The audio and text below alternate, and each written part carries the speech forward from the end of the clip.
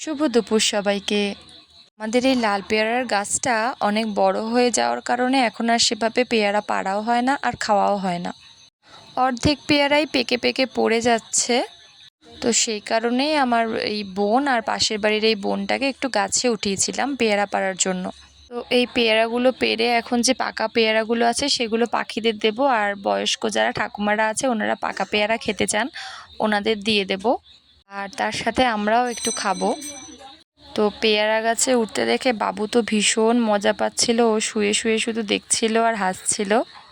আর একজন তো গাছে উঠে গাছের ডালে বসেই পেয়ারা খাওয়া শুরু করে দিয়েছে। দেখুন কিভাবে পেয়ারা খাচ্ছে, ঠিক হনুমানের মতো।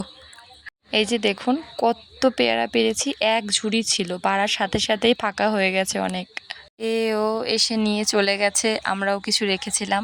আর এই যে পেয়ারাটা, এটা বাবুকে দিয়েছিলাম খাওয়ার জন্য। দেখুন কি মজা করে খাচ্ছে। পেয়ারাগুলো যেমন সুন্দর রঙের আর তেমন হচ্ছে মিষ্টি, যে কারণে সবাই এই গাছের পেয়ারা খুব পছন্দ করে। আপনারাই দেখুন যে ও কী পরিমাণ মজা করে পেয়ারাটাকে খাচ্ছে, শুধু দেখুন।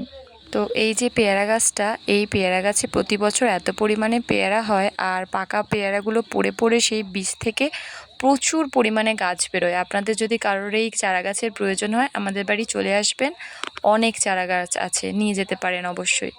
আমাদের তো অর্ধেক গাছ তুলে ফেলে দিতে হয়, আর যার যার ইচ্ছে হয় সে বাড়িতে নিয়ে গিয়ে লাগায়। তো যাই হোক, দেখা হচ্ছে পরের ভিডিওতে।